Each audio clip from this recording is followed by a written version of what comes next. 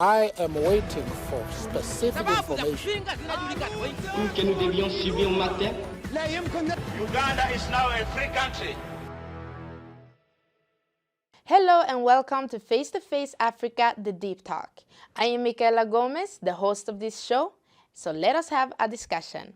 In the beginning of this year, we would like to give advice and positively influence the biggest decision the people of Nigeria will have to make on 25th of February. Voting. In this episode, we shall be discussing with two Nigerian young men that are students at Malmö University and involved in the field of politics. Along with Face to Face Africa's own analyst, Gentil Niwe. With them, we shall discuss what to think of, why you should vote, and what matters in seasons like these. Let us get right into it. Uganda is now a free country. Welcome back. To spark up this conversation, to my left, I have Ebuka Ojukwu, who is a student at Malmö University studying global politics. And to my far right, I have Blaise Chukwuma, who is also a student at Malmö University, but he is studying international relations. There are 18 running presidential candidates in this election. However, we cannot talk about all of them. So when looking at the three top runners right now, Tinubu, Atiku, and Peter Obi, which one of them do you consider, like, when you look at their arguments and their visions, which one do you think is crucial to achieve a better Nigeria and a brighter future? If we would start with Blaise. Thank you so much, Mikaela, for having me on this show. I would say when you want to look at the three top presidential candidates, which is Peter Obi, Tinubu, and Atiku. Now, I think you have to look at this in the lenses kind of like the issues facing Nigeria, where you talk about issues of insecurity, issues of corruption, endemic corruption, issues of poverty, issues of inequality. And then you have to look at these candidates and ask yourself, which of these candidates can actually address these issues? And that's where the issue of competence, issue of character comes into play. And looking at these three presidential candidates, I've critically looked at all of them, their policies, what they are talking, and their history. You know, and I think Peter Obi kind of stands as the man who can actually do this. Because in terms of competence, you know, you need someone who can actually deliver on the job. And you have to check out the track record, what he has done as a governor. He got like a Bill Gates Prize on health and so many other achievements he has done. And he's actually one of those only governors who actually, and at the day he left office, left a lot of money for the other administration and also didn't borrow.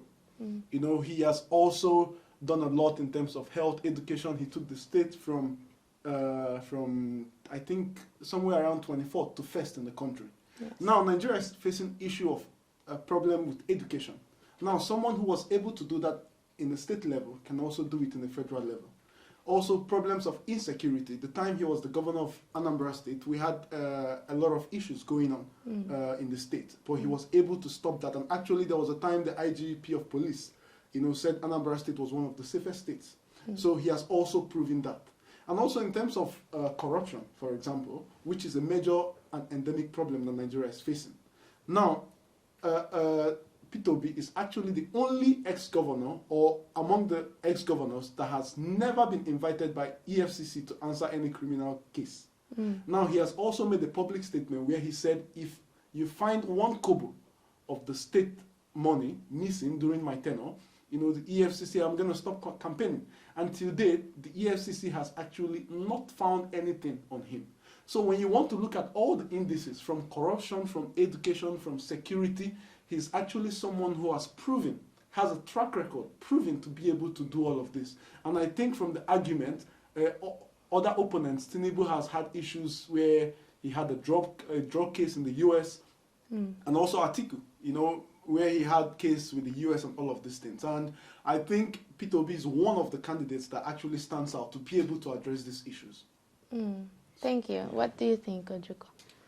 Well, for me, I would start by saying that Nigeria has been ruled by decades of corrupt establishment. You know, the old order has been in power for a very long time. So Nigeria as a country, it's like an old man, but that is still wobbling. You know, I think at this point Nigeria needs a new life. Someone who is not part of the establishment, someone who is not part of the corruption that has eaten deep into Nigeria. Because we all know that Nigeria has a lot of resources, a lot of potentials, a lot of the ability to become one of the best and the richest and the most successful countries in the world. You know, as the richest black, as the most populated black nation on earth.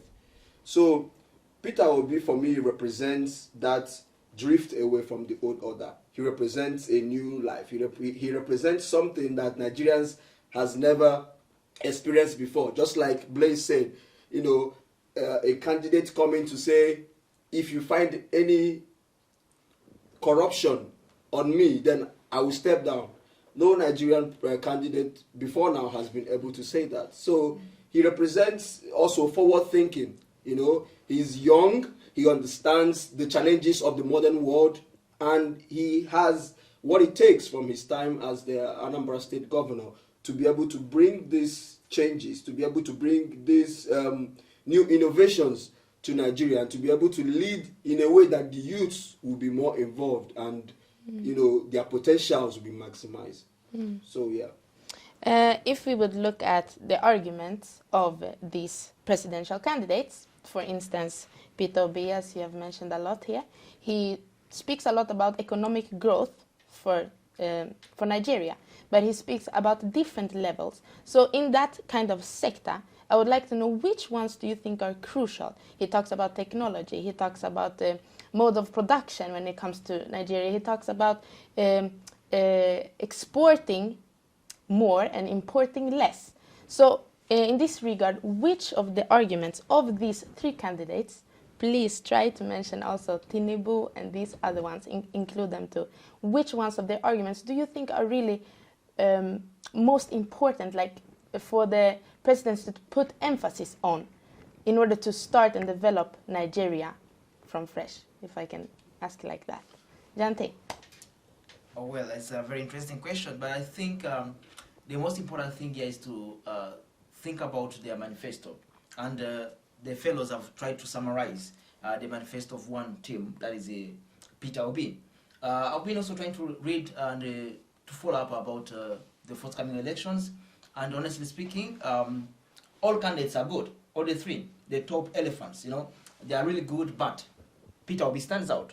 I think the most important thing when it comes to Peter Obi, it is he knows what they want and how to achieve it.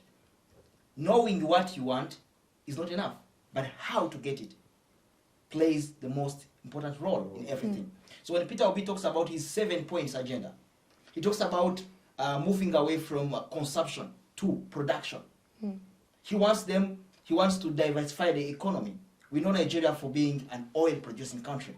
But look, we are moving away from fossil fuels. So in the next 15 years, we shall not have enough money from oil. He's telling Nigerians, let us now exploit all the arable land they have. Go into agriculture. But if you go into agriculture, you produce a lot of things that will lead to industrialization. Industrialization meaning exports. When you export, you get foreign currency. So he's talking about things that can be achievable and how to achieve them.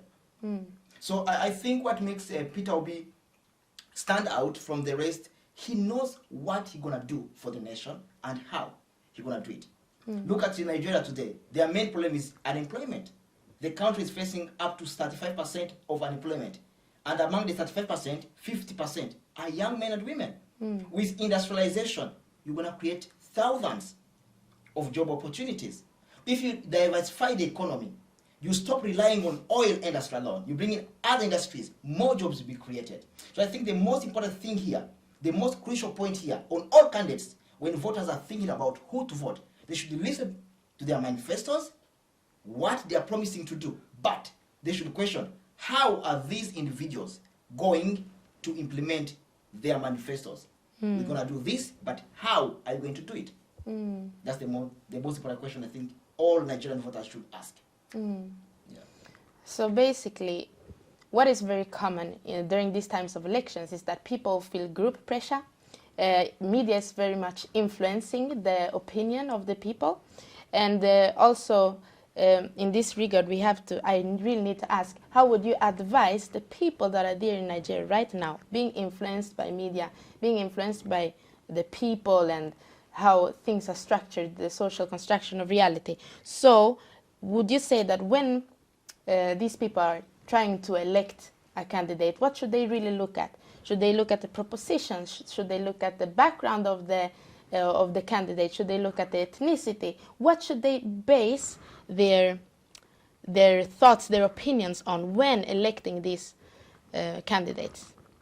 Ebuka. Okay, I think the most important thing as a Nigerian is we have to look at track record. You know, Nigeria, of course, has been ruled by a lot of people. I mean, ethnicity doesn't, for me, it doesn't play a role. I don't think anybody should consider anybody based on ethnicity. But I think what plays a major role is track record and, you know, the background of the candidate. Yeah. And also, like Gentil said, we want to see how you're going to achieve what you said, what you are proposing as a candidate. So, yeah. So track record is very important. You have to look at the candidates. You have to examine what they have done in the positions of power that they have held before, what they have used the state and the public resources to achieve for the people, and also what did they leave behind, you know, and also the strength of their character. What do people say about them? What is their background? You know, what are the things that make them a trustworthy candidate? Someone you could. Because these people are coming to say, give me a job, I want to do a job. So what will make you entrust this very important job, like very, very important job to this man, you know, and character is one of them. So yeah, character, track record, you know, and how to achieve the road to the dream that they are selling us as candidates matters a lot to me, yeah. Blaise, do you have any input? Yeah, I kind of think, for me, I think it's really important for us as Nigerians when we go out on 25th, you know, to cast our votes, you know, that we think in this perspective. No ethnicity in Nigeria buys anything cheaper. No ethnicity has a monopoly of good governance or, you know, the problem we face in Nigeria can be felt in all of the places, you know, be it the West, the North, the South. So I think what Nigerians should actually be looking at is actually competence, character, you know, and the political will to be able to do what they've said they would do. But I also think one important thing people should look at is elections and campaigns. Now, we could see that during this election period, we've seen a lot of candidates who have not been able to speak to the people directly. A lot of candidates are, you know, avoiding media interviews. They don't want to be questioned by Nigeria. I mean, what's the essence of democracy when you can't be able to speak to the people you want to lead, to tell them? So, I mean, that tells you a lot about the character of that particular candidate. So I think Nigerians should check the candidates who are accessible to them, you know, the candidates who have a clean track record, who haven't been indicted anywhere in the world, be it the US, be it with EFCC. And I think that should be the most important thing, because this election has consequences, and I think it's important that Nigeria, you know, try to get it right this time. Actually, that leads me to another question. Do you think that Nigerian people can trust the Independent National Electoral Commission to deliver a free and fair, credible election this time? Yeah, thank you, Mikaela. I would say trusting INEC would be very, very difficult in this stage for Nigerians, because it's a lot of things we've seen and a lot of irregularities going on within the commission over the past 1 year that tends to show that the INEC is in some ways trying to favor a particular political party. Now, we could see it from a lot of processes that have happened in INEC. Because, of course, in Nigeria, you have like a guidelines of things that you do before it leads up to a general election. And one of those things is the continuous voters registration. And we could see that during the continuous voters registration, INEC registered, if not millions of kids millions of kids from the northern part, from a lot of places in Nigeria. Now, if INEC, with all of the money that was assigned to them, cannot be able to register the proper people, now you're going to have millions of kids who will be deciding the direction that the country will be going. Kids who have not been given education, kids who don't have a lot of things. So I think, first of all, issue of continuous voters registration, where INEC has mad a lot, and also where we see cases of double registration, which was in the displayed voters register. So that's one point where I think you can question the character of INEC if they involve themselves in such thing. Thank you. Secondly, okay, yeah. Oh, sorry. Can I say something? Yes, I please. also want to say that Nigerians do not trust INEC because we've had situations in the past where elections had been overturned, like in the 1993 MKO Abiola election that we all heard about while growing up, and we were told stories about.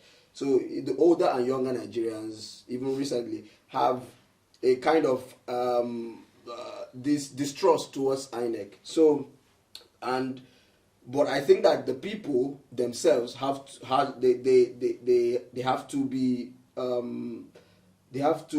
come out on the day of election and ensure that they supervise the process themselves and ensure that they make sure, if you count your vote, make sure that your vote counts before you leave.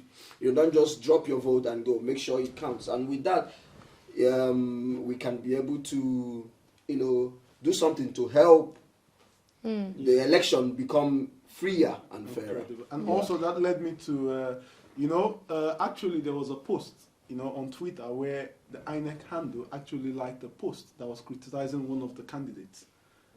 So, which shows that the biased. Independent National Electoral Commission is biased towards the other 17 candidates. In this regard, sorry, you can finish first. Okay, yeah. So actually, and also in Lagos, where we found out that the independent INEC actually was denying voters card to people from some certain part of the country. They were not able to get their voters card. They were there, left their jobs and a lot of things, and they didn't. And we're also hearing that the distribution of the sensitive materials, this is very sensitive materials for the election, would be done through someone who is loyal to a particular presidential candidate. So all of these actions, are making Nigeria very worried. Nigerians are really worried about how credible this election is going to be. So I think, like Ebuka said, we have to go out, vote, and ensure that we defend our votes and ensure that no one is being deprived of exercising his or her right in this election. Yes. Actually, in this regard, it reminds me that in African nations have a pattern of demonstrating against rigged elections by burning cars or having these really rough demonstrations. So how would you advise people that have voted and they are not really contented with the outcome? How would you advise them to? They can still protest, but in a more peaceful way. How would you advise them to do that? Because at the end of the day, they are spoiling also the property that also belongs to them somehow. So what advice would you give, Gentil? I think the most important thing is everyone must have a chance to exercise his or her constitutional right. If you're above 18, according to the Nigerian constitution, you're supposed to vote. So I would call upon people to go and pick up their PVCs and make sure very early in the morning, 25th, they go and vote. So whatever comes out of the voting, I think we have to handle it very delicately. We should think twice. I love saying that politicians are like magicians. They appear when they need you and disappear once they get what they wanted. This is the young Nigerians. No matter who you support. And we should learn that politics is not football. It's not a matter of fans. That I'm a fan of Manchester. No, you're not a fan of Peter Obi. You should vote for him for reason. For what he has promised you. I don't support any club because I don't find it interesting supporting any club. But this is not football anyway. So if you go out there like a fan, you'll end up demonstrating. But we should understand Nigeria is a constitutional republic. In case of any malpractice, anything that goes wrong, maybe rigging elections, trying to turn up and down the results, the concerned candidate should be given a chance to go in the courts of law, to follow the constitutional ways that have been given to him. But banning cars, demonstrating, I think is not the way to go. I wouldn't advise anyone to do that. I wouldn't do that. Because in the end of it all, no matter who wins the election, it goes back to you. Are you safe? Are you alive? It's only a person who's alive who has a chance to fight tomorrow. Once you're dead, you can't fight tomorrow. But however, I would call upon the young men and women of Nigeria to make sure you vote and protect your vote. Make sure your voice counts. After you protect your vote, whatever they announce, please let your candidate handle it. Thank all of you so much for your time. It was a pleasure having a discussion with you. I hope we can have this soon again. And thank all of you for watching. If you loved this, make sure to come back when we have the next episode. And don't forget to tell a friend, because the more we are, the better. Thank you for watching. I am waiting for specific information. Que nous devions subir matin. Uganda is now a free country.